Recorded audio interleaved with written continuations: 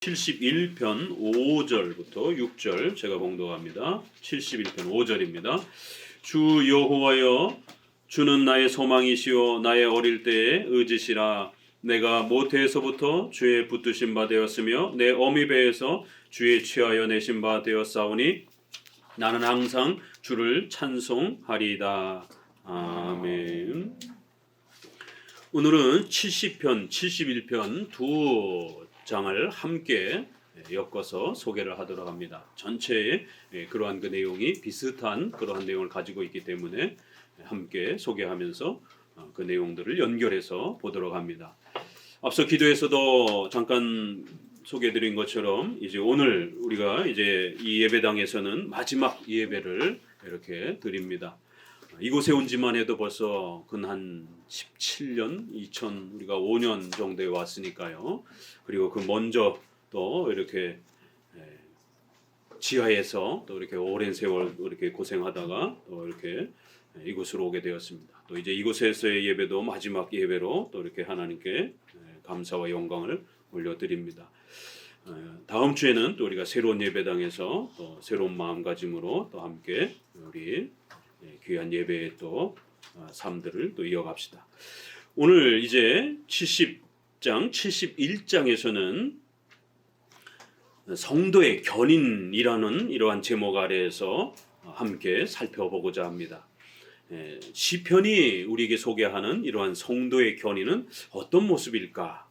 이것이 신약에서는 좀 더 이렇게 교리적으로 명확하게 이렇게 깔끔하게 이렇게 정리되어 있는데 구약에서는 시편에서 더더욱 시적인 그러한 표현으로 성도의 견인을 어떻게 표현할까? 또 우리가 구약에는 많은 역사를 설명하는 그러한 역사의 이러한 그 사건들을 소개하는 장들이 있고요. 그러한 역사적인 그런 아주 드라마틱한 막 전쟁이 일어나고 막 사람이 죽어나가고 막 이러한 장면에서는 성도의 견인이 어떻게 소개가 되는가? 또 창세기부터 신명기까지 모세 오경이라고 하는 5개의 이 율법서라고 하는 이러한 성경에서는 성도의 견인을 어떻게 소개할까? 이렇게 큰 우리의 성경의 핵심 교리인 성경의 견인교리라고 하는 이 내용을 각 구약의 이러한 특징에 따라서 살펴보는 그러한 또 귀한 풍성함들이 있는 겁니다. 더더욱 시편은 시의 이러한 운율과 표현을 가지고 이 성도의 견인교리를 어떻게 표현하는가를 우리가 함께 살펴가면서 또 시편의 그 맛도 우리가 또 즐기고 또 성도의 견인이라고 하는 이 위대한 교리도 또 함께 더 깊이 잘 간직해 가시기를 바랍니다. 성도의 견인교리 이러면 우리가 1618년에서 19년 동안 유럽 네덜란드라고 하는 곳에서 이 논쟁이 벌어진 도르트 총회라고 하는 유명한 총회에서 알미니안주의자들과 칼빈주의자들이 싸웠던 5대 교리, 우리가 칼빈주의 5대 교리라고 하는 이 5가지 교리의 마지막 내용입니다. 성도의 견인, 이렇게 해서 하나님께서 붙잡아 주신다. 그렇기 때문에 우리가 견딜 수 있다. 이러한 교리인데요.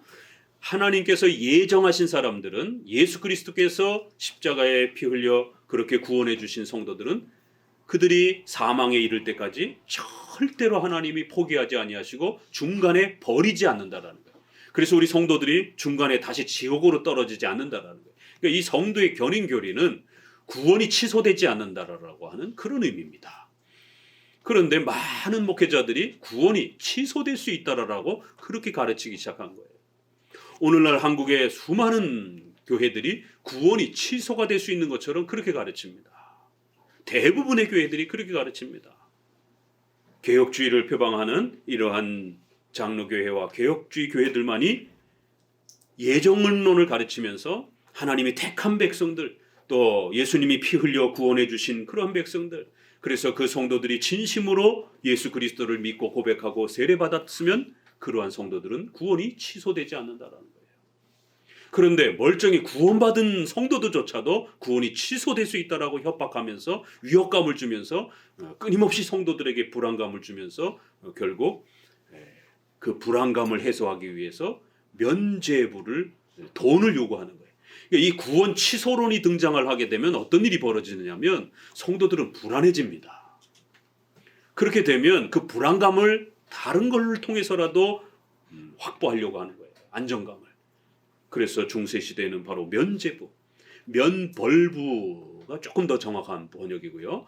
벌을 면해준다라는 거예요. 벌을 하나님 앞에 받아야 될 벌을 삭제해 주겠다라는 거예요. 면죄부라고도 훨씬 많이 번역되어 있어요. 죄를 없애준다는 이런 개념보다는 그 죄를 지음으로 인해서 벌 받아야 되는 그 벌을 하나님이 삭제해 주겠다는 거예요. 없애 주겠다는 거예요. 그러니까 돈 많이 내라는 거예요. 그래서 면죄부, 면벌부를 그렇게 사제들이 팔고 다니면서 그 돈을 걷어다가 베드로 성당, 시스티나 성당, 그 이태리의 로마에 있는 그 어마어마한 금, 은으로 도배되어 있는 이 엄청난 300년, 400년 동안을 건축을 하는 이러한 성당을 지은 겁니다. 또 종교개혁 이후에도 여전히 경건주의, 신비주의, 오순절퍼가 세대주의, 오늘날 이렇게 기독교의 변질된 형태의 이러한 모습들이 등장을 하면서 성도들은 구원을 확신해서는 안 된다라고 그렇게 구원 취소론을 요구하면서 성도들이 그 안정감을 누리기 위해서는 교회 봉사를 많이 해야 된다. 또 돈을 많이 헌금을 해야 된다. 결국 끊임없이 그 불안감을 이용을 해서 돈과 또 이러한 헌신을 요구하게 됩니다. 그러면서 신비 체험이라든가 이상한 환상이라든가 이런 것들을 또 경험해야만 된다라고, 또 그걸 경험해도 중간에 또 느슨해지게 되면 또 지옥에 떨어질 수 있다라고. 이렇게 구원 취소로는 결국 교회가 부패하는 데 있어서 결정적인 그러한 요소가 되기도 했습니다. 성도들은 자신의 구원이 불안하고 다시 지옥에 떨어질까 봐 불안해하면서 끊임없이 발버둥 치면서 구원에 대한 이 확신과 소망을 갖고 싶어서 온갖 교회가 요구하는 그러한 돈과 강제적인 그러한 헌신에 맹신하면서 결국 그렇게 기독교가 부패해 가는데 이 구원 취소론이 그렇게 사용되어졌습니다. 최근에 페더럴 비전, 세관점 학파라라고 하는 이러한 이상한 그룹들이 나타나서 여전히 은혜 언약 취소론, 구원 취소론을 또 주장을 합니다. 최근에는 총신에서도 교수를 하고 또 이렇게 지금은 풀러 신학교에서 또 이렇게 계시는 김세훈 박사라고 하는 세계적인 신학자라고 신약학자라고 하는데 칭의 취소론을 주장을 하면서 유보적 칭의가 확정돼 있지 않다라고 하는. 그래서 그 단어도 교계에서 이 김세훈 박사의 구원론은 유보적 칭의론, 칭의 취소론, 칭의가 유보되어 있다라는 거예요. 우리가 얼마나 헌신하고 얼마나 선행을 많이 하느냐에 따라 그 칭의가 유지가 될 수도 있고 그렇지 않으면 지옥에 떨어질 수 있다. 잠정적이고 유보적이라는 거예요. 확정된 게 아니라는 거예요. 우리가 아무리 예수님을 열심히 믿고 세례를 받았다 할지라도 느슨해지면, 성도가 연약해지면 다시 지옥에 떨어진다는 거예요. 버젓이 지금도 많은 신학자와 목회자들이 칭의 취소론, 예정 취소론, 은혜 언약 취소론, 구원 취소론을 가르칩니다. 어거스틴과 루터, 칼빈, 또 우리의 장로교의 선조들만이 예정론, 영원한 은혜 언약, 그리고 칭의와 구원의 이러한 단회적, 법정적, 확정적, 불변적 칭의를 가르친 겁니다. 구원은 그렇게 취소가 되는 게 아니라는 것입니다. 신앙 고백을 제대로 못하고 세례를 안 받고 이러면 우리가 그 구원에 대해서 장담할 수가 없는 겁니다. 그러나 적어도 교회에 참석하면서 교회의 교육을 통해서 열심히 교리 교육을 하고 받았고 또 마음에 그 성도가 진심으로 그 내용을 알고 믿고 사랑하고 있고 예수님을 의지하겠다라고 그 진심으로 그렇게 고백하고 그가 세례를 받았다라면 어떻게 그 성도가 조금 연약해졌다라고 해서 당신 다시 지옥에 가 있어 라고 말할 수 있냔 말이에요. 이렇게 기독교 역사 속에서는 2000년 동안 지금까지도 한쪽 그룹에서는 구원이 취소되지 않는다, 칭의가 취소되지 않는다, 은혜 언약이 취소되지 않는다, 예정론은 취소되는 게 아니다 라고 가르쳤지만 한쪽에서는 예정과 은혜 언약과 칭의와 구원 모두가 우리의 열심에 따라 취소될 수 있다라고 이렇게 소개를 합니다. 지금도 여전히 목회자들의 설교는 두 개로 소개가 됩니다. 어떤 설교를 들을 것인가는 본인들이 선택하셔야 되는 거예요. 버려진다라는 것, 구원이 취소된다라는 것, 이 버려짐에 대한 이 공포와 두려움이 얼마나 무섭고 또 신앙에서도 그렇지만 우리의 삶 전체를 파괴하는지 이걸 제대로 안다라면 감히 은혜 언약과 예정과 칭의가 취소된다라고 그렇게 쉽게 말할 수 없습니다. 성도들이 그런 가르침에 쉽게 동조할 수가 없습니다. 그런데도 여전히 구원 취소론에 그렇게 휘말리면서 끊임없는 공포와 두려움 속에서 평생 사는 그런 안타까운 기독교인들을 보게 됩니다. 버려진다라는 것은요, 인간에게 본능적으로 두렵고 떨리는 겁니다. 친구에게 버려지는 것, 그래서 우리가 왕따문화 이런 부분들도 있잖아요. 우리가 가까운 친구들로부터 버려지는 것도 굉장히 공포스럽고 두려운 거예요. 자, 가족에 있어서 버려지는 것, 남편과 아내가 어떤 이유 때문에 서로가 이혼을 하면서 버려지기도 합니다. 또 그 이혼 때문에 자녀들이 버려지기도 합니다. 자녀들에게 있어서는 맛있는 거 먹고 좋은 집에 사는 것 이런 게 중요하지 않습니다. 많은 유아 상담 심리학가들이 이야기하는 게 자녀들에게 있어서 가장 무서운 공포는 부모가 이혼하는 거다라고 일구동성으로 한 목소리로 그렇게 얘기를 합니다. 아이들에게는 그게 생존의 문제이기 때문에 죽음의 위협을 받는 그런 공포를 느낀다라는 거예요. 아이들이 부모로부터 버려진 것에 대한 그런 두려움, 부부가 이혼에 대한 그런 두려움, 또 직장 생활을 하는 분들은 직장으로부터 지금처럼 경제가 이렇게 어렵고 세계가 경제적으로 또 전쟁의 이런 위협 앞에 있을 때 직장에서부터 혹시라도 퇴사를 당할까봐 직장에 대한 두려움, 퇴사를 당하면 당장 먹고 사는 문제들이 가족의 생계가 위협을 받잖아요. 시민이 국가의 이러한 법과 제도를 통해서 보호를 받지 못하고 어떤 이유 때문에 또 그렇게 고통을 받을 때에 국가로부터 버림받았다 이런 말을 많이 하잖아요. 이런 시민적 공포와 두려움.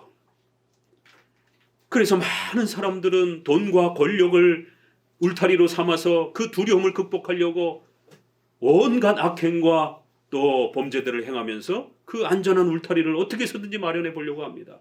그런데 크게 그런 돈과 권력으로 이 안정감을 마련할 수 있는 건 아닌 것이죠. 그런데 일반 생활 속에서도 이런 안정감이 없을 때 인간의 삶이 얼마나 그 공포와 두려움 속에 사는지 버젓이 증명이 되는데, 교회와 신앙과 기독교의 이러한 그 자리에 있어서도 버려질 수 있다라고 하는, 취소될 수 있다라고 하는 이 부분들을 아무렇지 않게 막 목회자가 설교를 한다라면 성도들은 도대체 뭘로 안정감을 누리면서 살아갈 거냔 말이에요. 이건 대단히 심각한 일입니다. 하나님으로부터 버려진다라고 하는 이러한 공포를 평생 안고 신앙생활을 한다? 이거 돈을 잃어버린다라는 거, 직장으로부터 잃어버린다라는 건 다시 구하면 됩니다. 그렇지만 하나님으로부터 열심히 했는데도 또 버려진다라고 생각한다라면 도대체 얼마큼의 열심을 다해야, 얼마큼의 헌신을 해야 도대체 안 버려지는 겁니까? 더더더더더더 이렇게 구원 취소로는 성도들의 심령과 마음과 삶 전체를 피폐하게 만드는 무서운 교리입니다. 그래서 우리 장로교는 견인교리, 성도의 견인, 예정론은 원인이고 그 결과, 열매가 견인교리가 따라오는 거예요. 하나님이 한 번 예정한 자들은 절대로 구원이 취소되지 아니하고 그의 성도들의 삶을 하나님이 버리지 않는다라는 거예요. 포기하지 않는다라는 거예요. 반드시 지켜주실 것이다라는 거예요. 그래서 견인교리가 나오는 겁니다. 그런데 이제 조심하셔야 되는 것은, 견인이라는 말은 견인차 할 때 우리가 끌고 가는 거, 영어로 풀, 드래그 뭐 이런 개념이 아니에요. 그래서 하나님이 막 강제로 멱살 잡고 우리를 끌고 간다 이런 뜻이 아닙니다. 견인이라는 말은 인내할 인자를 쓰는 겁니다. 우리 한문에도 성도들이 환난과 고난 중에도 잘 참고 견디어낼 수 있다라는 그런 뜻이에요. 많은 분들이 견인, 그러니까 예정론의 결과다 이러니까 하나님이 강제로 우리를 막 개 끌고 가듯이 이렇게 막 끌고 가는 그러한 방식인가 기독교가? 아니요, 그런 개념이 아닙니다. 그렇게 말하면 하나님이 폭력적인 하나님이 돼요. 견인교리란 우리 성도들이 하나님께서 예정한 사람들, 그리스도께서 피 흘려 구원해 주신 성도들을 하나님은 반드시 지켜주신다라는 거예요. 그렇기 때문에 성도들이 이 땅에서 안심하고 살아갈 수 있다는 거예요. 이 땅에서 힘내며 또 고난과 환난 중에서도 포기하지 않고 최선을 다하면서 인내하고 참고 그러면서 신앙생활을 잘 해나갈 수 있다는 거예요. 견딜 수 있다는 거예요. 왜요? 하나님이 지켜주시기 때문에. 그래서 견인교리에는 하나님이 우리 인생을 구원을 지켜주신다라고 하는 강력한 하나님의 주권적인 그 힘을 강조하면서도 또 인간의 책임을 강조하는 거예요. 그렇기 때문에 성도들은 열심히 살으라는 거예요. 열심히 포기하지 말고 인내하라는 것이에요. 견인교리는 우리가 생각할 때 예정론처럼 무슨 짓을 해도 우리가 버림받지 않는다 이런 교리 개념이 아니에요. 그건 구원파 교리입니다. 그래서 비슷하지만 구원파와 우리 개혁주의의 이러한 구원교리는 다릅니다. 그런 구원파식으로 가르치게 되면 기독교 윤리가 다 망가져 버립니다. 견인교리란 하나님이 예정하시고 그리스도께서 피 흘려주신 성도들을 반드시 지켜주신다라는 거예요. 그러니까 우리 성도들은 최선을 다해서 열심히 살아가라는 거예요. 인내하라는 거예요. 견딜 수 있다라는 겁니다. 그러나 성도들이 은혜 수단을 게을리하고 나태하거나 그러게 되면 징계와 채찍질을 받는다라는 거예요. 그래서 성도의 책임을 강조해주는 그런 방식으로 이렇게 소개하는 겁니다. 무슨 짓을 해도 하나님이 우리를 구원시킨다 이런 식의 개념이 아니에요. 물론 하나님이 예정하시고 하나님의 절대 주권으로 우리를 지켜주시고 보호하시는 것이 하나님이 모든 구원을 책임지시는 거예요. 그러니까 견디고 인내하면서 최선을 다해서 살아라는 거예요. 하나님은 우리를 지켜주시고 버리지 않을 것입니다. 그러나 책망은 하신다라는 거예요. 이게 견인교리인 거예요. 구원파는 이 땅에 사는 동안 성도들은 무슨 짓을 해도 도둑질을 해도 폭력을 써도 하나님이 한번 구원해 주신 자들은 버리지 않는다 이렇게 말을 하는 거예요. 그러나 그건 비성경적 교리입니다. 하나님이 반드시 지켜주는 건 맞아요. 그러나 그 하나님께서 우리를 지옥에 다시 떠들고지는 않는다 할지라도 이 땅에서 성도들이 나태하거나 게을러지게 되면 채찍질하고 징계하고 꾸짖기도 한다라는 겁니다.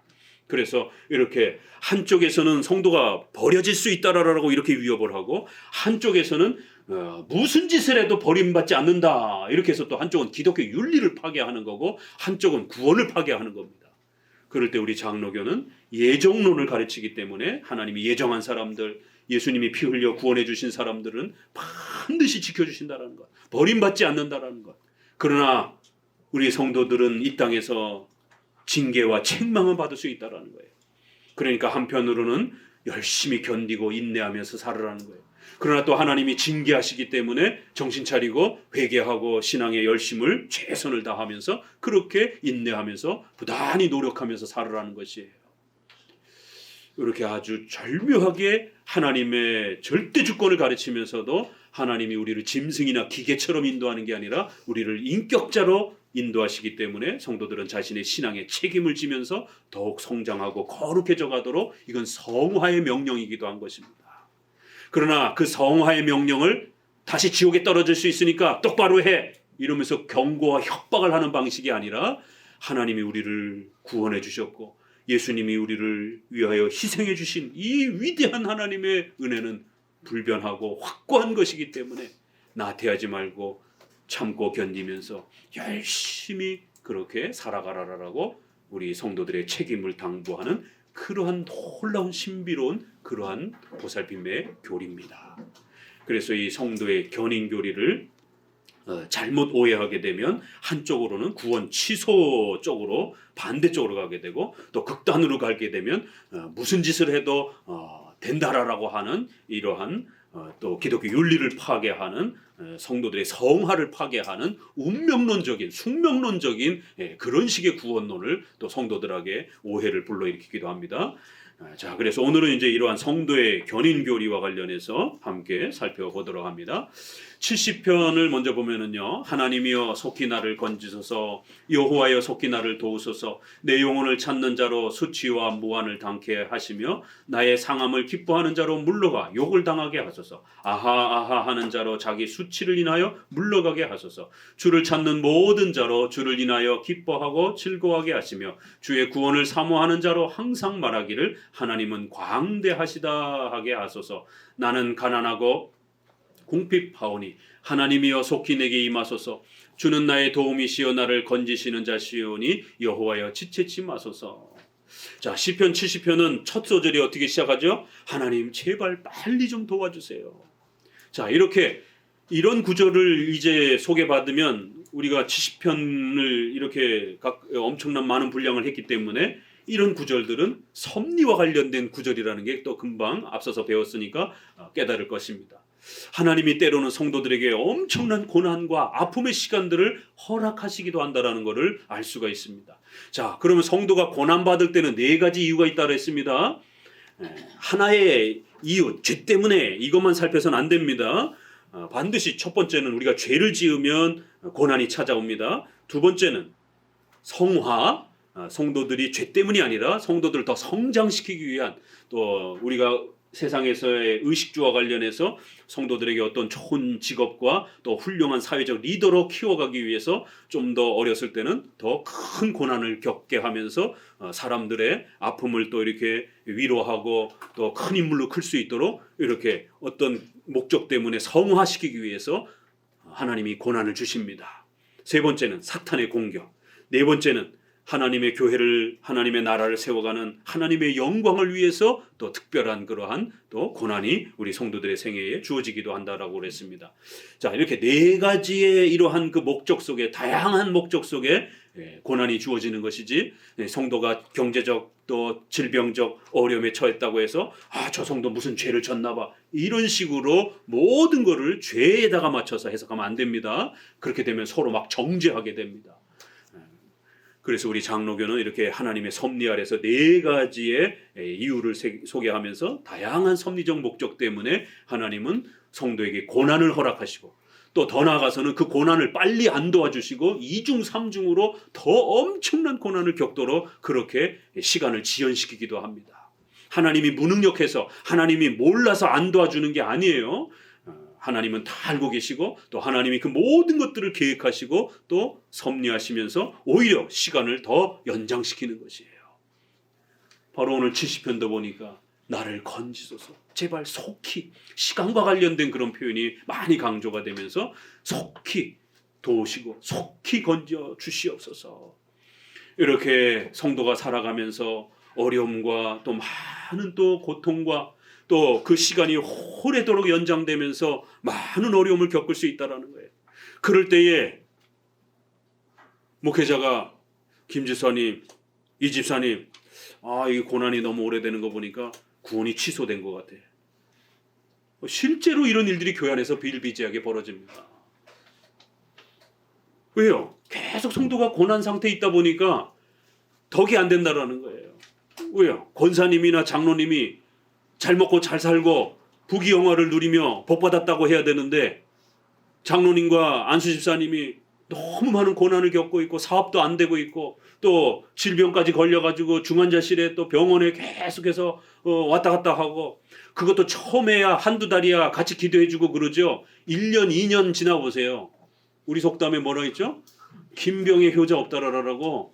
처음에야 으쌰으쌰 하면서 하나님 고쳐 주시옵소서, 그리고 금식도 하고 막 본인도 금식하고 교회도 같이 금식하면서 믿습니다, 고칠 줄 믿습니다 했는데 안 고쳐지는 거예요. 이게 기복주의, 신비주의의 한계입니다. 1000명 기도하면 1명 나을 수도 있고 안 나을 수도 있고 그렇습니다. 하나님의 뜻에 달려 있는 거예요. 그러면 이제 2-3달 지나가기 시작하면 지치기 시작합니다. 그럼 왜 안 고쳐지지? 이러면 저 사람 본인의 능력에 뭔가 문제가 있나 보다. 우리는 열심히 기도해줬는데 저 사람이 뭔가 죄를 더 많이 지어서 그런가 보다. 그때부터는 정죄하기 시작합니다. 견인교리와 예정교리와 섭리교리가 강력하게 구축되어 있지 아니하면 성도들이 파벌 싸움이 나게 되고 성도들이 서로 정죄합니다. 요새 이 집사가 병원 치료를 받는데 이거 분명히 무슨 일이 있을 거야. 구역식구들이 서로 모여 앉아가지고 그 사태에 대해서 본인들끼리 해석하면서 그렇게 판단합니다. 그러면 만났을 때 그런 눈으로 보게 됩니다. 사람은요, 더더구나 나이 한 40, 50 먹기 시작하게 되면 얼굴 표정, 눈빛만 봐도 그 사람이 나에 대해서 서운한지 안 서운한지 다 압니다. 그래서 우리가 이제 저도 이제 지천명 정도는 좀 됐어요. 이제 60을 바라보는데, 그래서 젊은 사람들은 어른들 앞에 함부로 이렇게 막 잘난 척 하시면 안 됩니다. 그 인생의 경륜이 그냥 만들어지는 게 아닙니다. 얼굴 표정과 눈빛에서 속일 수가 없습니다. 다 나타납니다. 결국 사람을 정죄하게 되고 이상한 눈초리로 보게 되고, 그러면 성도들은 그 속에서 외로움을 느끼면서 같이 어울리지 못하고 사랑을 느끼지 못합니다. 왜요? 이게 다 조건신앙에서 나오는 거기 때문에. 네가 그만큼 못했으니까, 네가 뭘 못했으니까 뭔가 분명히 이런 일이 있을 거야.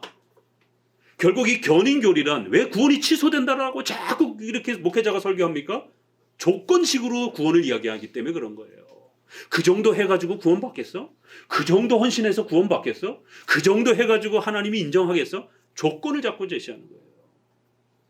그래서 예정론에서도 우리는 무조건적인 예정론, 무조건적인 선택 이렇게 가르쳐야 된다라고 하는데, 알미니안주의자들은 조건적인 선택을 가르쳐야 된다라고 해요. 조건적인 예정론을 가르쳐야 된다는 거예요. 견인도 하나님이 강력하게 지켜주신다 이렇게 말하면 안 된다라는 거예요. 하나님이 조건적으로 지켜주신다 이렇게 말해야 된다는 거예요. 그래야 성도들이 게을러지지 않는다라는 거예요. 이 게을러진다 이 얘기 또 나오는 거예요. 그러나 우리가 두려워하는 것은 성도들이 게을러짐에 대한 두려움이 아니라 하나님이 무능력해지는 게 더 위험하다라는 것이죠. 하나님이 예정해 놓으셨는데 막 중간에 취소가 돼버려요. 하나님도 어떻게 못해요. 이런 일이 벌어지는 거예요. 예수님이 이 땅에 오셔서 십자가에 피 흘려 그 어마어마한 고난을 당하시며 죽으셨어요. 기껏 구원해 놨는데 다시 지옥으로 떨어져 버렸어요. 어떡하지? 또 죽어야 되나 예수님이? 예수님의 피가 그렇게 만만합니까? 아니, 그렇게 가르치면 큰일 납니다. 하나님의 전능함이 깨지게 되고 그리스도의 십자가에 단 한 번 죽으심의 이 위대한 희생이 깨어지고 무가치해버리게 되는 겁니다. 그래서 여러분들에게 주보에도 적어놨지만 주보에는 우리 쪽 입장을 적어놨고, 도르트 신조에서 이 견인과 관련해서 반대파 알미니안주의자들의 교리를 제가 2개만 읽어드립니다. 주보에 있는 건 이제 우리 입장이고요. 반대파 입장은, 그들의 주장은 진실한 성도들의 견인은 택함 받음의 결실도 아니요, 예정론의 열매도 아니요, 그리스도의 죽으심으로 얻어진 하나님의 선물도 아니요, 예수님의 십자가에 죽으신 그 위대한 희생의 선물도 아니라는 거예요. 다만 새 언약의 조건일 뿐인데, 그래서 성도들이 이런 거를 읽으면서 도대체 이게 뭔 말일까? 아니, 하나님의 은혜를 말하면서도 결실이 아니요, 선물이 아니요, 이렇게도 해석하는구나 많은 목회자들이. 단지 조건일 뿐이라는 거예요.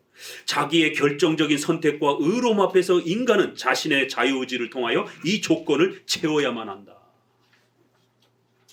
신앙적인 경건적인 그러한 헌신을 통해서 채우든지 이웃과 관련해서 선행을 통해서 채우든지 뭔가 채워야만이 그 구원이 유지가 된다는 거예요. 두 번째, 하나님께서는 성도들이 인내할 수 있도록 충분한 힘을 공급해 주시는데, 은혜는 주시긴 주신다라는 거예요. 이렇게 말하니까 헷갈리는 거예요. 보세요. 여기 은혜 주신다고 말하잖아요.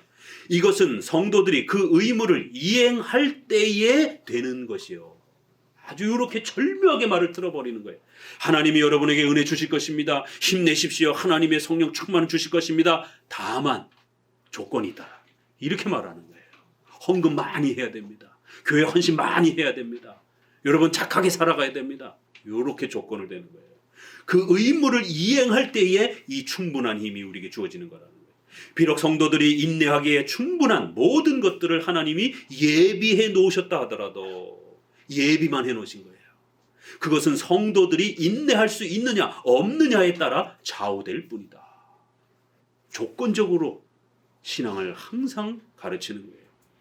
이러면 성도들은 끊임없는 불안함에 빠집니다. 내가 이만큼 신앙생활한 게 과연 하나님 앞에 받아들여졌을까? 내가 다시 지옥에 떨어지면 어떡하지? 내가 새벽기도 많이 못 나왔는데, 내가 성경 많이 못 읽었는데, 나 다시 지옥에 떨어지면 어떡하지? 이런 불안함 속에 끊임없이 죽을 때까지 시달리는 거예요. 마지막 숨이 끊어질 때까지도 내가 한평생 최선을 다해서 살았는가? 헌신했는가? 내가 지옥에 떨어지면 어떡하지? 목사님, 저 지옥에 떨어지면 어떡합니까? 이런 일이 벌어지는 거예요. 교묘하게 하나님의 은혜를 말하면서도 조건적으로 주어진 거다. 당신이 어떻게 하느냐에 따라 천국에 있을 수도 있고 있다가도 다시 지옥에 떨어진다는 거예요. 오늘 70편에서 이렇게 성도가 엄청난 고난의 아픔을 이야기합니다. 또 더 나아가서는 하나님이 오래도록 안 도와주신 것을 또 이렇게 이야기합니다. 얼마 동안이나 오래 안 도와주셨으면 하나님 제발 빨리 좀 도와주세요. 속히 좀 도와주세요. 마지막 절에 5절에도 여호와여 지체하지 마옵소서. 너무 오랫동안 지체가 되니까 힘이 소진이 되는 거예요. 그럴 때 성도 스스로도 주변 사람들도 저 다시 지옥에 떨어진 거 아니야? 저도 20대 때에 저의 신앙을 보면 그때는 칼빈지를 모르고 개혁지를 몰랐을 때에 또다시 공포가 찾아옵니다. 그러면 기도원으로 가요. 그 기도원으로 가서 막 또 기도하고 막 이러다 보면 또 막 충만해진 것 같고 그러면 내가 구원받은 것 같아요. 그런데 또 돌아와서 한 달, 두 달 살다 보면 또 연약해서 또 죄를 짓고 막 이러다 보면 내가 이렇게 살아가지고 내가 구원받았을까? 이 의심이 계속 반복되는 거예요. 그럼 또 기도원으로 갔다가 또 돌아오면 또 마음이 허전하고 그런 틈을 타고 어떤 분이 와서 그렇게 자꾸 마음이 불안하죠. 그럴 때는 이런 체험을 해야 됩니다. 하나님의 음성을 들어야 됩니다. 이러면서 20살 때에 그렇게 예수전도단에 속해 있는 그러한 선배가 하나님 음성 듣는 법 가르쳐 주겠다고, 방언하는 법 가르쳐 주겠다고, 하나님이 너 속에 들어오는 거 그거 느끼게 해주겠다고. 그런 게 있어요? 어떻게 해요? 이래서 이제 그 집회를 너무 호기심이 나가지고 너무 갈급했기 때문에, 너무 불안했기 때문에 그래서 그 집회에 찾아갔다가 그 수많은 대학생들이 막 그렇게 울고 불고 막 이러면서 막 1시간, 2시간을 막 찬송을 하면서 막 열정적으로 막 그렇게 찬양하고 이런 거 보니까 너무 도전이 되더라고요. 그래서 가서 그럼 나도 어떻게 이런 걸 경험할 수 있냐 이러면서 이제 저도 아주 초극단의 신비주의에 빠져가지고 그 젊은 시절을 그렇게 또 보냈습니다. 근데 거기서도 충족되지 않아요. 그거 하고 나서도 또 뒤돌아서면 똑같은 현상이 또 벌어지더라고요. 그래서 선배에게 찾아가서 내 경험했는데 왜 또 이 불안이 찾아오느냐? 나 구원 못 받은 것 같아. 어떡하지? 뭘로 구원을 확인하지? 더 센 거를 가르쳐고 더 센 거를 경험해야 된다라고. 이런 식으로. 한두 끝도 없습니다. 아니요, 하나님은 때로는 성도들이 고난과 어려움이 오래 지속된다 할지라도 지옥에 떨어졌기 때문에 고난을 받는 게 아니라 하나님께서 우리의 죄를 제거하기 위해서 또 우리를 성도들을 더 연단시키기 위해서 또 때로는 성도들이 사탄의 공격을 받기 때문에 이유 없이 공격받는 거예요. 욥처럼. 또 하나님께서는 또 특별한 목적과 영광 속에서 그렇게 성도들에게 고난을 사용하는 것이에요. 지옥에 떨어진 증거가 아니란 말이에요. 오히려 하나님이 사랑하는 증거인 겁니다. 그 성도들을 지켜가고 인도하시는 하나님의 도심의 증거이기도 한 거예요. 그래서 이렇게 하나님 도와주세요. 제발 시간을 단축시켜 주세요. 하나님이 어려움이 어떻게 빨리 해결될 수 있습니까? 악인들이 나를 쳐다보면서 괴롭히고 불신자들이 보세요. 이 시편이 이제 이렇게 견인교리를 공격하는 거예요. 3절에 아하 이 참 이런 게 시편의 맛이에요. 저 바보 같은 성도. 야, 너는 네 그렇게 해가지고 구원의 확신을 못 가져. 너 지옥에 떨어진 거야. 아하 조롱하면서 자기 수치를 인하여 물러가게 하옵소서. 성도 옆에 서가지고 너 구원 못 받은 거야. 너 지옥에 떨어진 거야. 하나님이 너 버린 거야. 너 하나님 앞에 버림받은 거야. 이렇게 압박을 하는 거예요. 아하하하 하면서 조롱하는 거예요. 주를 찾는 모든 자로 주를 인하여 기뻐하고 즐거워하며 구원을 사모하는 자로 하여금 하나님의 도움을 받을 수 있도록 도와달라는 거예요. 그러면서 딱 한마디 합니다. 어떻게 이 불안을 이겨낼 수 있는가? 주변에 많은 사람들이 나를 버림받았다라고, 내가 경제적인 질병에 또 여러 가지 사회적인 이런 어려움을 오래도록 겪으니까 주변 분들이, 성도들조차도 나를 마치 버림받은 것처럼, 지옥에 다시 떨어진 것처럼 이렇게 조롱하고 그렇게 불안할 때에 그걸 해결할 수 있는 방법 하나를 딱 가르칩니다. 70편에서는 하나만 딱 가르쳐주고 71편에서는 좀 더 많이 소개가 됩니다. 4절에 그런 고통과 어려움에 있을 때에 뭘 고백하라고요? 하나님은 광대하시다 하게 하소서. 딱 한마디. 이게 시편의 맛이에요. 그럴 때에 성도들이 그 극심한 불안감과 고통을 어떻게 이겨낼 수 있다고요? 방언이나 신비 체험해갖고 벗어날 수 있는 게 아닙니다. 그거 백날 해보세요. 저도 수도 없이 해봤습니다. 귀신도 내쫓는 이런 어떤 퍼포먼스도 해보고 별거 다 해봤습니다. 인간은 종교적 존재이기 때문에 막 집중하면 환청도 들리고요, 환상도 들리고요, 이상한 경험도 합니다. 불교, 무당들, 힌두교 이런 사람들도 신비한 체험들 많이 합니다. 기독교인만 체험하는 게 아니에요. 인간은 종교적 존재이고 데살로니가 후서에 있는 것처럼 또 사탄이 그런 희한한 기적을 가지고 사람을 미혹하기 때문에 그런 일들이 벌어지는 거예요. 하나, 뭘 갖고 극복할 수 있다고요? 그런 어려움이 찾아올 때마다 하나님은 전지전능하신 하나님, 하나님은 광대하시다, 하나님은 크시다, 하나님은 위대하시다, 하나님은 작정과 섭리로 온 세상의 모든 일들을 영원 전에 이미 하나님은 그렇게 결정하시고 하나님은 계획하셨다. 하나님은 전지전능하신 하나님이라는 거예요. 그래서 우리 이 사도 신조 고백이 벌써 2000년 된 거지만 우리 기독교 신앙을 아주 정확하게 요약해 놓은 겁니다. 여러분 감격스럽습니까? 예배 때마다 이 사도신경을 고백할 때 전능하사, 참 얼마나 감격스럽습니까? 한 주간 동안 또 불안하고 또 많은 어려움 속에서 성도들이 근심하고 이러다가 예배 때 앉아서 전능하사, 이 첫 소절에 우리 마음이 다 그냥 담기는 거예요. 앞으로 우리가 전능하사는 좀 한 10초 가까이 좀 끌을까요? 전능하사, 좀 한참 묵상하게. 우리 옛날 번역이 훨씬 더 멋있어요. 이게 국어체에 맞고.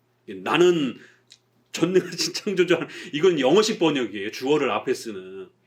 신앙 고백은 이렇게 운율이 있어야 되고 이렇게 시적인 이러한 리듬감이 있어야 되는데 그래야 잘 외워지고 그 이렇게 쏟아내는 그 발음의 그 파워의 의미도 이렇게 강한데 지금 이렇게 새 번역은 좀 그런 부분이 약합니다. 우리 옛 번역이 훨씬 좋아요. 그래서 저희는 옛날 걸로 사용하는데 전능하사, 온 천지 만물을, 우리 인간을, 우리 구원을 확정하시고 결정하시고 계획하신 창조주 하나님, 그리고 그 예수 그리스도 그의 외아들 이 땅에 오셔서 우리를 위하여 아낌없이 피 흘려주시고 그 몸이 찢겨지시면서까지 우리를 위하여 단 한 번 희생해 주신 위대한 그 하나님의 아들의 그 희생, 그것 때문에 우리가 안심하고 살아갈 수 있는 거예요. 그것 때문에 우리가 나태하지 아니하고 게을릴 수가 없는 겁니다.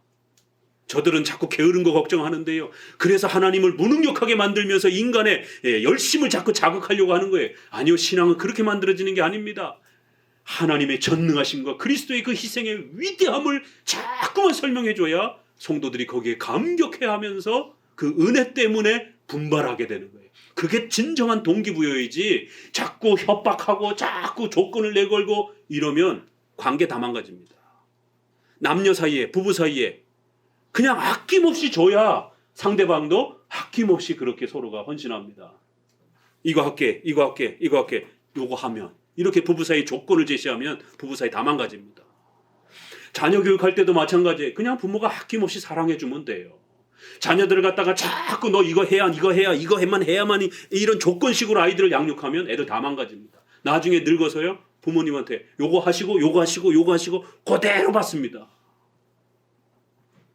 하물며 인간 세상에서도 그런데 전능하신 하나님께서 그런 식으로 조건식으로 따져가면서 잘했는데 지금쯤 보니까 이거 시원찮아. 아니 하나님이 이랬다 저랬다 이렇게 하시는 분입니까? 어떻게 신을 그렇게 소개하고 그런 신을 어떻게 신뢰할 수 있냔 말이에요.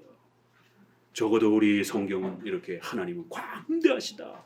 이 광대하다라는 말이 얼마나 큰 의미가 담겨 있는 것인지 많이 묵상하셔야 됩니다. 하나님은 전지전능하시다. 하나님의 예정론, 작정, 섭리, 이걸 왜 그토록 우리 칼빈주의 장로교는 입에 닳도록 그냥 그렇게 떠드는 겁니다. 입에 달고 사는 거예요. 하나님은 위대하시다, 광대하시다. 이 시적인 시편적 표현입니다. 자, 71편으로 넘어오셔서요, 1절부터 읽어봅니다. 여호와여, 내가 주께 피하오니 나로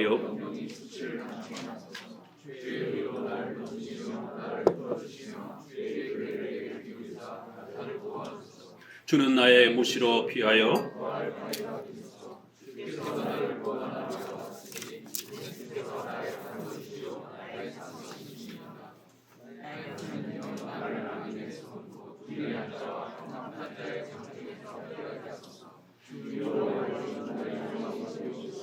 어릴 때부터 의지시니라. 예, 거기까지. 자, 71편도 보니까 여호와여, 주께로 피하오니 나로 영원히 수치를 당케 마소서. 이거 섭리의 고난에 대한 그런 주제예요. 바로 또 비슷하잖아요. 하나님, 내가 악인들로 인하여 많은 수치와 어려움을 겪고 있습니다. 왜 하나님은 성도들에게 이런 어려움을 주실까요? 또 이 어려움이 빨리 왜 해결이 안 될까요? 이거 금식해가지고 뭐 단기간에 승부를 내고 이러는 게 아닙니다. 물론 우리가 기도해야 돼요. 그러나 오래도록 또 2중 3중으로 성도들에게 고난이 가중될 수 있다는 것. 그래서 성도들이 어떤 어려움과 고난을 당할 때 함부로 막 정죄하는 눈으로 이렇게 쳐다보면 안 되는 거예요. 우리도 똑같은 그런 또 고난을 받을 수도 있는 것이고, 또 이 성도가 어떤 목적 속에서 하나님 앞에 고난받고 있는지 쉽게 판단할 수 있는 문제가 아닌 겁니다. 그래서 우리는 곁에서 끝까지 지켜보면서 기도해 주는 것이에요. 주의 의로 나를 건지시며 나를 풀어주소서. 주의 귀를 내게 기울이고 나를 구원하소서. 제발 도와주세요. 이런 말을 계속 쏟아붓잖아요. 주는 나의 무시로 항상 피할 바위가 되게 하시고 나를 구원해 주옵소서. 나의 하나님이여, 나를 악인의 손, 불의한 자의, 흉악한 자의 그 손아귀에서 빼내주세요. 5절, 나의 소망이신 하나님. 이렇게 앞절에서는 하나님이 오래도록 성도들에게 고난을 허락하고 있다라고 하는 장면을 소개합니다. 하나님께서 왜 이렇게 고난을 오래도록 허락하시는가? 이건 이제 우리가 다른 장면에서 보았고, 자, 오늘은 견인과 관련해서 그럴 때에 이제 성도들이 불안함이 찾아오면서 버림받지 않았는가? 이 위기가 찾아와요. 인간은 본능적으로, 인간의 악한 죄악된 욕망 때문에 인간은 항상 어떤 조건을 생각하기 때문에 오직 은혜로 하나님의 그 그리스도의 위대한 공로로 이걸 생각하지 못하는 거예요. 인간은 본능적으로 조건을 생각합니다. 그래서 71장에 이제 어디를 보셔야 되느냐면 9절부터 보도록 합니다. 9절부터 분위기가 확 바뀌면서 이제 본격적으로 견인교리의 이 문제가 발생이 됩니다. 9절 읽어봅니다. 나의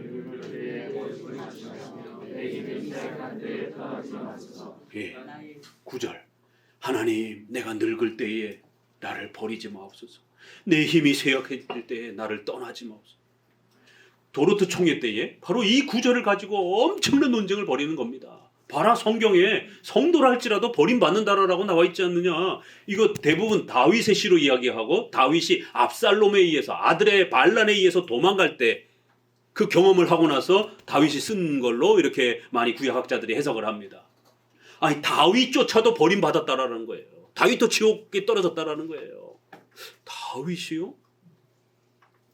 그랬다가 다시 또 천국에 올 수도 있는 것이고. 아니, 다윗도 본인이 고백하지 않느냐. 내가 늙었을 때 나를 버리지 말라라라고. 그럼 여기 버리지 말라라는 게 뭐겠느냐? 나를 지옥에 다시 떨구지 말라라고 하는 거 아니겠느냐?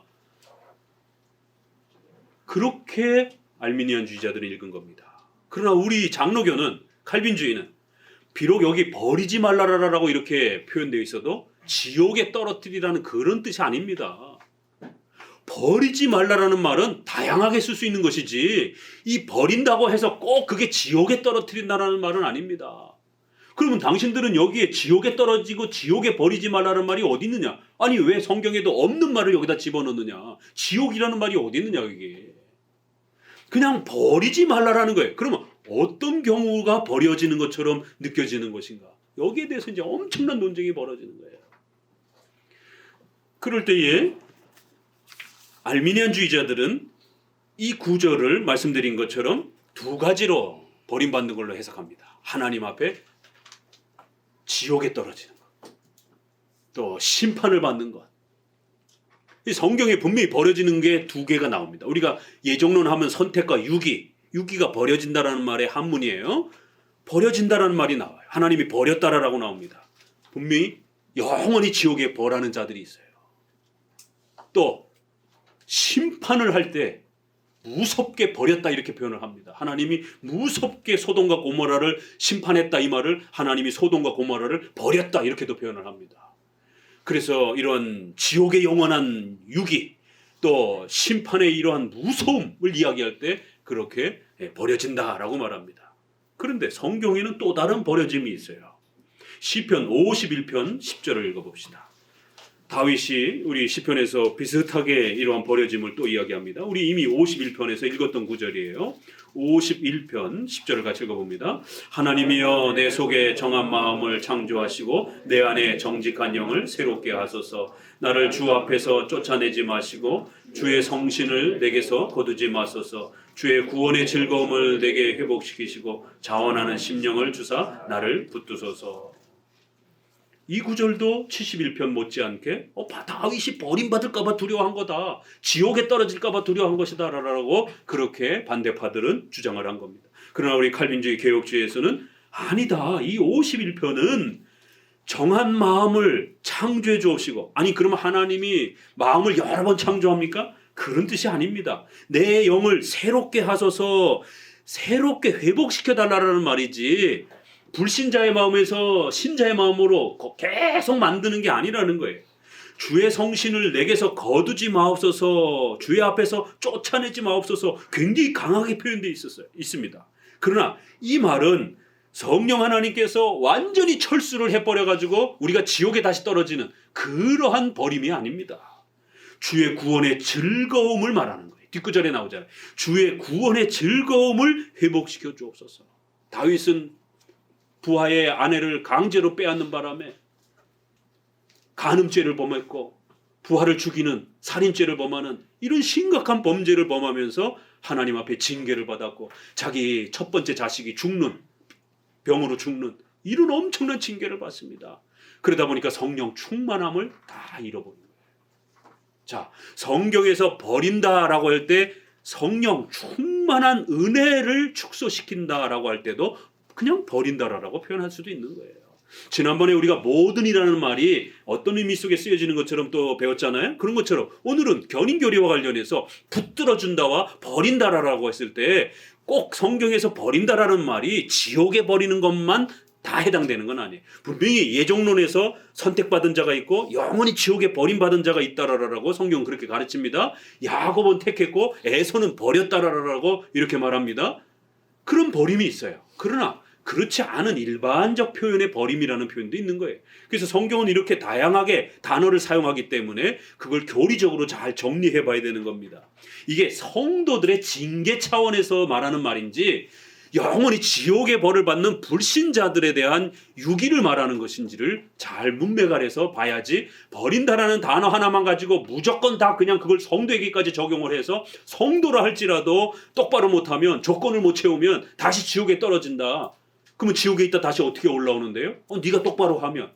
그러면 하나님의 은혜와 예수 그리스도의 공로로 구원받는 게 아니라 내가 잘 나갔고 내가 조건을 채워서 다시 지옥에서 나오는 게 돼버리잖아요. 이러면 결국 구원은 인간의 노력, 공로에 따라서 좌우되는 이런 일이 벌어지는 거예요.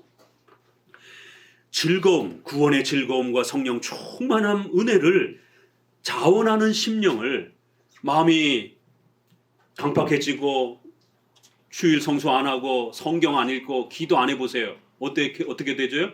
우리 마음이 딱딱해집니다. 차가워집니다. 믿음은 살아있는 거기 때문에 관리를 안 하게 되면 믿음이 없어지는 게 아니고 믿음이 축소됩니다. 믿음이 경직됩니다. 이렇게는 표현할 수 있어요. 믿음이 삭제가 돼가지고 지옥에 다시 떨어진다 이런 게 아닙니다.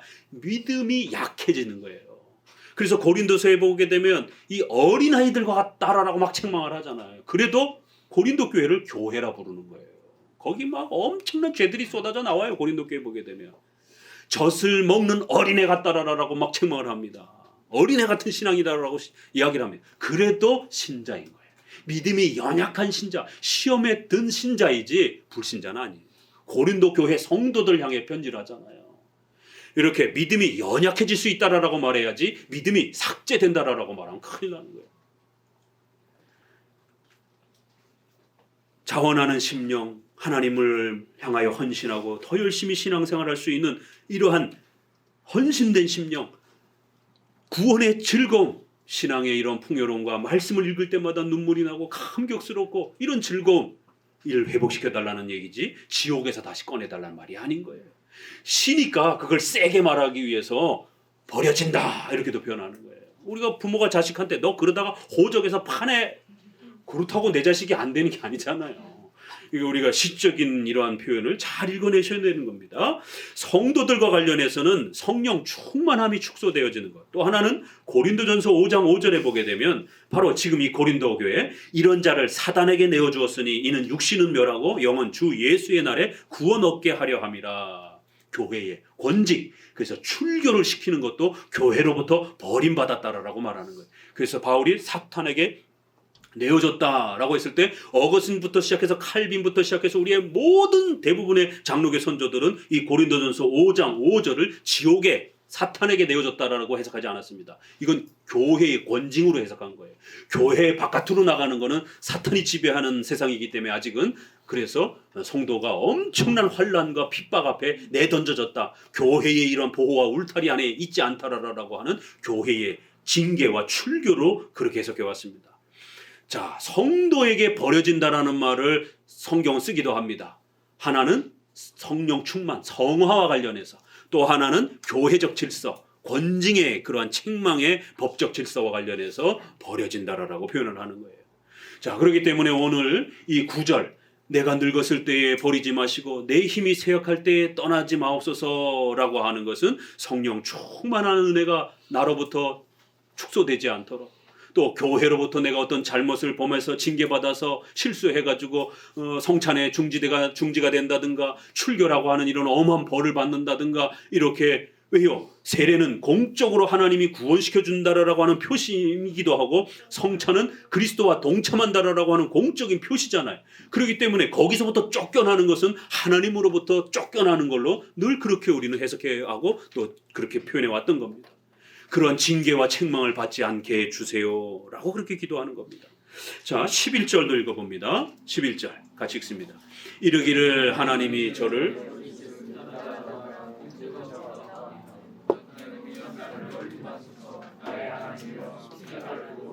예, 18절도 또 읽어봅니다. 하나님이여 내가 늙어 백수가 될 때에도 나를 버리지 마시며 내가 주의 힘을 후대에 전하고 주의 능을 장래의 모든 사람에게 전하기까지 나를 버리지 마옵소서. 자그마치 6번이나 나를 버리지 마옵소서, 나를 떠나지 마옵소서. 이 시편 71편에는 성도가 너무 고통이 오래되고 너무 고통이 심하니까 이 고통 속에서 이런 하소연을 하는 거예요. 하나님 제발 나를 버리지 마옵소서. 그건 지옥에 버리지 마옵소서 이런 뜻이 아니라 하나님 속히 은혜가 회복되기를 원합니다. 믿음의 충만함이 회복되기를 원합니다. 성령 충만함이 회복되기를 원합니다. 내가 교회 안에서 봉사하고 헌신하는 이런 또 교회 생활이 충만하게 회복되기를 원합니다 라는 그런 표현이지, 이 6번에 걸쳐서 버리지 말라고 당부하는 이 표현이 지옥에 다시 나를 떨어지도록 그렇게 하지 말아달라는 그런 표현은 아닌 것이에요. 근데 아무튼 71편은 이렇게 마치 버려질 수 있다라는 엄청난 그러한 단어와 문장이 계속 반복이 됩니다. 그러다 보니까 이거를 잘못 오해해서 마치 성도도 조건을 못 채우면 다시 지옥에 떨어지는 것처럼, 그래서 마치 구원이 무슨 인간의 선행과 경건의 열심의 조건에 달려 있는 것처럼 이렇게 복음을 가르치는 목회자들의 설교가 있는 겁니다. 이건 잘못된 구원론입니다. 자, 이제 증명해 봅니다. 하나님은 택하신 백성, 그리스도의 피로 구원하신 백성 절대로 버리지 않는다라는 거예요. 이 71편에 나옵니다. 문맥 전체를 골고루 읽어야 되는 거예요. 그래서 우리가 앞절부터 보시면 다시 또 돌아오셔서요, 3절에 어떻게 표현되어 있느냐면 바위 이렇게 되어 있죠. 반석, 요새, 5절에 소망, 7절에 피난처, 이거 우리가 앞부분에서 다 보았죠. 구약의 이러한 거대한 산성은 바로 하나님의 강력한 보호를 적들이 아무리 쳐들어와도 절대로 피해를 못 당하는 거예요. 그럴 때 하나님의 절대 주권적인 보호를 이야기할 때 항상 구약적 표현이기 때문에 이러한 전쟁의 한복판에서 산성 속에 딱 안전하게 거하는 것을 이렇게 표현하는 겁니다. 15절도 같이 읽어봅니다. 15절은 같이 읽어봅니다. 내가 측량할 수 없는 주의 의와 구원을 내 입으로 종일 전하리라. 16절 내가 주의 능하신 행적을 가지고 오겠사오며 주의 의 곧 주의 의만 진술하겠나이다. 17절 하나님이여 나를 어려서부터 교훈하셨으므로 내가 지금까지 주의 기사를 전하였나이다. 예. 측량할 수 없는 주님의 그 의와 구원으로, 주님의 여호와의 능하신 그 행적으로, 16절 오직 주님의 의만, 이 주님의 의는 로마서 3장 21절에 이제는 율법 외에 하나님의 한 의가 나타났으니 율법과 선지자들에게 증거를 받은 것이라 곧 예수 그리스도를 믿음으로 말미암아 모든 믿는 자에게 미치는 하나님의 의니 차별이 없느니라. 하나님의 의, 바로 하나님이 예정하시고 그 예정하신 백성들에게 예수 그리스도를 보내주시는 바로 이 구원을 하나님의 의다 이렇게 말하는 거예요. 이거를 시편에서는 주님의 의 이렇게 표현한 겁니다. 주님의 의와 구원, 하나님의 전능하심으로 나를 예정해 주시고 장차 오실 예수 그리스도의 희생과 그 공로로 나를 구원해 주실 바로 그 하나님의 의, 내가 율법에 순종하여 이룰 수 있는 그러한 의가 아니라는 거예요. 하나님이 만들어 주시는 그 의, 바로 그 의만 전하겠다라는 거예요. 이 종교개혁자들이 이런 구절을 읽으면서 오직 은혜만, 오직 예수 그리스도의 공로로만 우리가 구원받았다라는 겁니다. 이 구절을 읽으면서 종교개혁의 5대 썰라가 읽혀집니까? 오직 은혜로만, 오직 예수 그리스도의 공로만 내가 말하겠습니다. 나의 어떤 선행도, 나의 어떤 경건의 공로도 0.1%도 1%도 절대로 말하지 않겠습니다. 우리의 구원은 오직 전능하신 하나님, 나를 어려서부터 그렇게 가르치시고 인도하신 하나님. 자, 오늘 이제 절정이 다다릅니다. 6절 같이 읽어봅니다. 내가 모태에서 주를 붙드신 바 되었으니 내 어미 배에서 주의 취하신 내신 바 되었사오니 나는 항상 주를 찬송하리라. 5절 끝에도 나의 소망이시라, 나를 나의 어릴 때부터 의지시라. 어디 여기에 조건이라는 표현이 따라붙을 수 있겠어요? 오히려 앞뒤 문장에서는 하나님의 전능하심 그 은혜로, 그리고 오직 예수 그리스도의 공로와 의로만 구원받는 주님의 의, 주님의 그러한 구원을 거듭거듭 강조하는 것이, 우리 그 성도들이 어떻게 견인할 수 있다고요? 전능하신 하나님이 우리를 붙들어 주는 거예요. 예수 그리스도의 그 희생과 공로로 하나님의 아들이신 분이 피 흘려 죽으신 이 엄청난 희생이라는 겁니다. 그런 은혜로 우리가 구원받은 것이. 그런데 이 번역에 있어서 이제 우리가 조금 좋은 번역과 이런 번역을 이제 비교해 봐야 되는 게, 우리 한글 번역이 그래도 좀 낫습니다.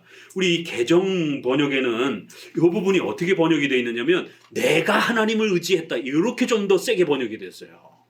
하나님이 나를 붙들어 주셨다 이렇게 우리 한글에는 좀 더 세게 수동적으로 번역이 되어 있습니다. 자, 개정판에는 어떻게 되느냐면 5절 뒷구절부터 내가 어릴 때부터 신뢰한 이시라. 내가가 강조가 되어 있어요. 내가 하나님을 의지했다 어렸을 때부터 이렇게 되어 있고, 내가 6절부터는 내가 모태에서부터 주를 의지하였으니 나의 어머니의 배에서부터 주께서 나를 택하셨다. 마지막 문장만 하나님이 나를 택하셨다 이렇게만 좀 번역이 되어 있어서 조금 아쉬워요. 우리 한글 번역이 훨씬 잘 되어 있습니다. 나의 어릴 때부터 의지시라. 우리 한글이 국어가 수동태 표현이 굉장히 다양합니다. 이 표현도 내가 의지했다라는 이런 표현보다도 내가 의지할 수 있었던 분이다 라고 이렇게 수동적으로 우리의 이 국어가 그렇게도 읽혀질 수 있는 것입니다. 내가 의지할 수 있었던 분이다. 내가 신뢰할 수 있었던 그러한 분이었다. 이렇게 어릴 때부터 의지가 된 분이었다. 그리고 내가 모태에서 주의 붙드신 바 되었다 이렇게 되잖아요. 내가 붙들었다가 아니라 하나님이 나를 붙들어 주셨다 이렇게 표현되어 있어요. 그리고 세 번째도 역시 나의 어머니 내 어미 배에서 죄에 취하여 짐바되었다. 좋은 영어 성경 번역도요 그렇게 수동적으로 되어 있어요. 하나님이 나를 택했고 내가 붙드신 바 되었고 하나님이 내가 엄마의 뱃속에 있었을 때부터 나를 지켜주셨고 택하셨고 이렇게 되어 있습니다. 원문도 그렇게 수동적 의미로 되어 있습니다. 그 우리 한글 번역이 잘 되어 있는 거예요. 이게 이제 현대 번역으로 바뀌면서 초교파 신학자들이 들어오면서 조건식의 신앙을 가진 알미니안주의자 교단들이 많이 들어오면서 너무 세게 하나님이 우리를 지키신다라는 이런 번역이 약간 껄끄러운 거예요. 그러면서 번역이 살짝 바뀌기 시작합니다.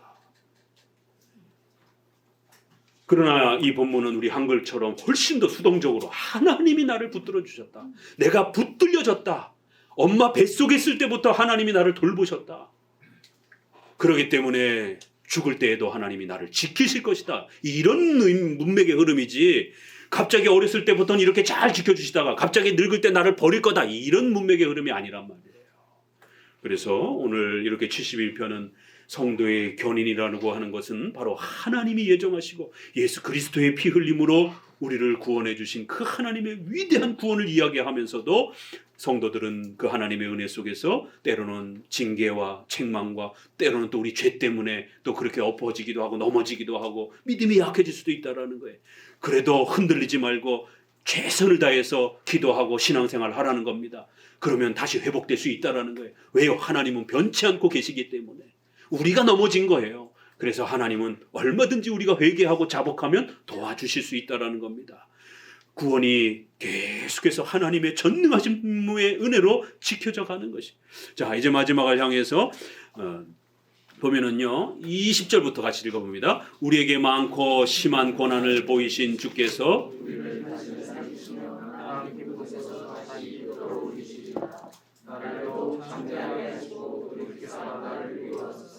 나의 하나님이여 내가 또 비파로 주를 찬양하며 주의 성실을 찬양하리이다. 이스라엘의 거룩하신 주여 내가 수금으로 주를 찬양하리이다. 내가 주를 찬양할 때에 내 입술이 기뻐 외치며 주께서 구속하신 내 영혼이 즐거워하리이다. 내 혀도 종일토록 주의 의를 말씀하오리니 나를 모해하려 하던 자가 수치와 무한을 당함이니이다. 20절에도 보세요. 그런 하나님이기 때문에 하나님의 절대 주권과 예정과 섭리로 다스리는 하나님이기 때문에 우리에게 많고 심한 고난을 주시기도 한다는 거예요. 우리가 버림받았기 때문이 아니라 때로는 이렇게 하나님은 다양한 목적으로 심한 고난, 약한 고난이 아니라 심한 고난을 보이신다, 주신다라는 표현이에요. 주께서 우리를 때가 되면 다시 살리실 것이다. 내가 잘하면 살려질 거다가 아니에요. 하나님의 큰 계획 속에서 또 그렇게 하나님은 때로는 고난을 주시기도 하시고 때로는 하나님의 때가 다 되면 살리실 것이다라는 거예요. 다시 이끌어 올리실 것이다라는 거예요. 또 나를 참되게 하실 것이다라는 거예요. 3번씩이나 하나님은 강력하게 때가 되면 우리를 회복시켜 주실 것이다라고 이렇게 소개합니다. 그렇기 때문에 나는 비파와 수금으로 하나님을 찬양하며 종일토록 주님의 의만 말할 거라는 거예요. 24절 내 혀도 종일토록 주의 의만 그렇게 찬송하고 외치며 살 것이다라는 거예요. 오직 예수 그리스도로 말미암아 구원받는 하나님의 의 이를 말하면서 살아가셔야 됩니다. 절대로 내 공로 때문에 내 선행의 어떤 열매 때문이 아닙니다. 오직 하나님의 예정하심과 그리스도의 희생의 구원의 위대함 속에서 우리를 죽을 때까지 지켜주시는 그 하나님. 빌립보서 1장 6절에 너희 속에 착한 일을 시작하신 이가 그리스도의 예수의 날까지 이루실 줄을 우리가 확신하노라. 로마서 8장 35절에 그 유명한 견인 교리 구절입니다. 누가 우리를 그리스도의 사랑에서 끊으리요 환난이나 권고나 핍박이나 기근이나 적신이나 위험이나 칼이야. 기록된 바 우리가 종일 주를 위하여 죽음을 당케 되며 도살할 양같이 여김을 받아 나이다 함과 같으니라. 그러나 이 모든 일에 우리를 사랑하시는 이로 말미암아 우리가 넉넉히 이기느니라. 성도 여러분, 절대로 두려워하지 마시고 때로는 고난이 더 극심한다 할지라도 하나님 앞에서 진실되게 신앙 고백을 했고 또 세례받은 신자라면 흔들림 없이 살아가셔야 됩니다. 또 우리가 죄를 범했다라면 신속히 회개만 하면 되는 것이에요. 절대로 우리 신앙이 깨지거나 중단된 것처럼 그렇게 공포와 두려움 속에 살아가시면 안 되는 것이에요. 하나님께서 우리를 끝까지 죽을 때까지 지켜주실 것입니다. 기도합니다.